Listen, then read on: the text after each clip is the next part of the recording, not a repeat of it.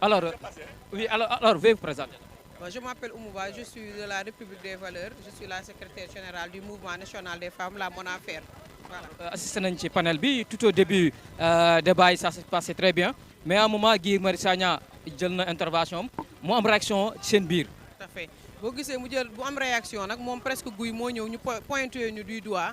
président Thierno ndax dugal na ay questions écrites maître Maïga mooy avocat parti bi dugal na question écrite bi ñoom répondre ñu ko muy laajte moom ndax répondre nañ ko ñun public bi ñu ne ko waaw dugal nañ kii bi mais répondre ñu ko mu ne moom s'il n'est pas répondu di divaguer fekk ñun laaj nañ ko ay questions sur assemblée nationale oto yi Thierno Alassane jëlul otoom te état bu mel ni Sénégal réew mel ni Sénégal mënuñu fee jox ay député ay oto yoo xam ne 50 millions or que nit ñi bu ñu xiifee duñu lekk bu ñu maree duñu naan question yi nag bëri ci éducation ci lépp bëri ci moom mu war a tontu au lieu mu tontu mu naan République des valeurs 0,05% ngeen am vous venez ici à 50 à 60% commencé na tas il n'est pas courageux maintenant ce qui a fait que la foule là ñi ngi ñu àndaloo nag réagir mais li ñu réagir yëpp nous sommes dans nos droits te moom Guy Marius Sagna moo def lu mu warul def parce que xaaruñu woon loolu ci moom réaction bi mu am Thierno Alassane Sall du ko mus am dans la République du Sénégal keneen ak keneen du ko mus am donc un homme de cette envergure nekk activiste moo tax nit ñi posé question te moom dafa ñëw ne Sénégal bu mu nekk tout va tout est ok tout est normal comme nag moom Sénégal bu mu nekk bokkut ak ñun sénégalais yi Sénégal bu ñu nekk moo tax nag question yëpp fusé wu ci moom et puis lui rappeler que activiste la ba pare non seulement activiste la député du peuple la moo tax nag question yëpp ñu fusé ko parce que moom Sénégal bi mu doon jéem a nekk ak ñun Sénégal bu ñu nekk ça fait deux.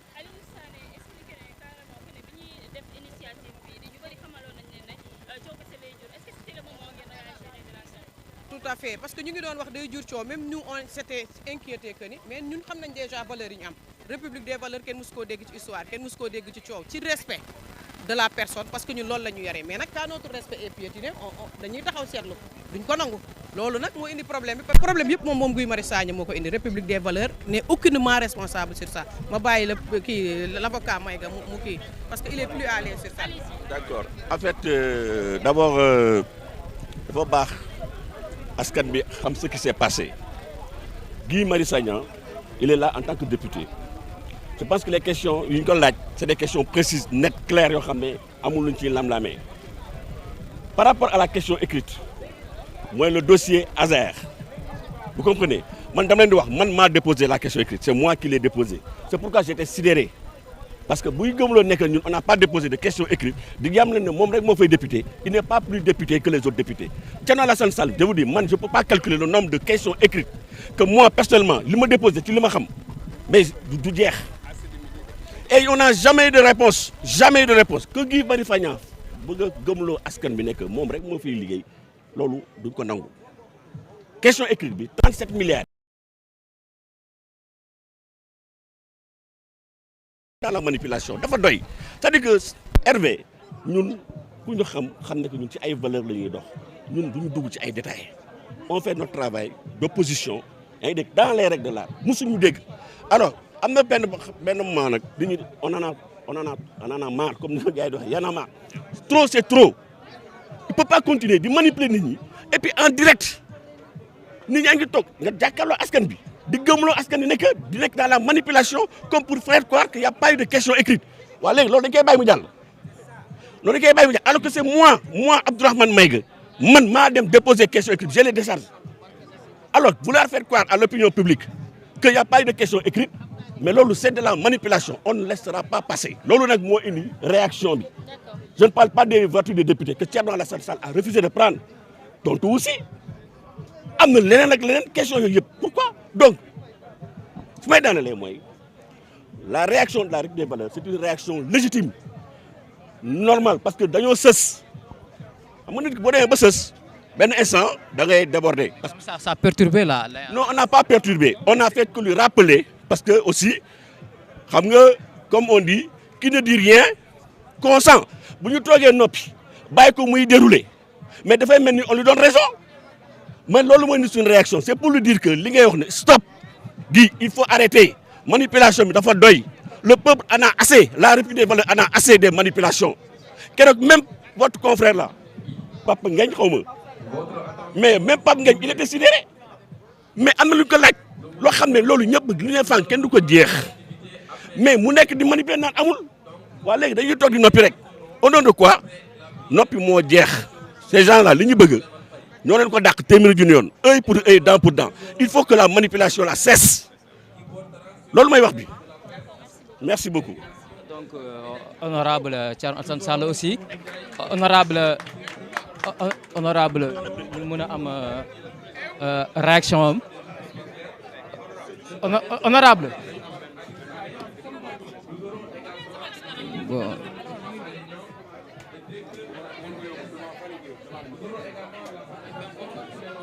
Oui. Honorable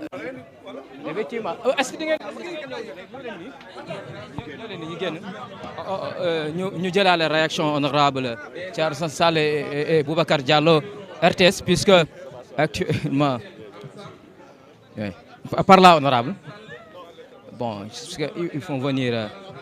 actuellement alors d'abord ñu ngi lay nuyu. D'abord diplôme de reconnaissance bi Rassemblement des travailleurs du Sénégal ñoo leen ko décerné en tant qu'honorable député d'avoir porté leur voix au sein de l'hémicycle. Applaudissez. C'est lui le député du peuple. Que Dieu vous garde quoi. Dieu vous garde. Merci beaucoup. Alors, honorable, vous venez de décerner ce diplôme de reconnaissance de la part des Rassemblements des travailleurs. Quel est le sentiment? Bon, c'est un diplôme que j'aurais souhaité ne jamais recevoir parce que j'aurais souhaité que des situations d'abus et j'allais dire même d'agression et de crimes contre des travailleurs qui n'ont commis aucune faute, sinon soi-disant d'être estampillés politiques, que de telles situations ne se produisent jamais au Sénégal. Mais comme on vient de le découvrir, c'est une situation extrêmement malheureuse, extrêmement injuste. Il y a une double injustice d'être d'abord l'objet d'une injustice, d'une agression sans nom, mais en même temps d'avoir perdu sa source de revenus et sa source de dignité. Et de n'avoir nulle part où se plaindre dans ce pays où on dit que c'est un pays de démocratie, de justice, de droits de l'homme. Et en plus d'être remplacé de manière abusive dans beaucoup d'endroits par des militants. Le problème de PASTEF, c'est qu'ils ne se sont même pas cachés. Quand ils recrutent des enseignants, quand ils recrutent au ministère de la Santé, quand ils recrutent au port, quand ils recrutent ailleurs, ils disent les patriotes, les pastéfiens d'abord. Et même quand ils dédommagent soi-disant, sans que la justice ne le fasse, des soi-disant victimes, c'est d'abord Pastef d'abord. Et ça, ce n'était pas ce qu'ils nous avaient promis, avec les ressources sénégalais.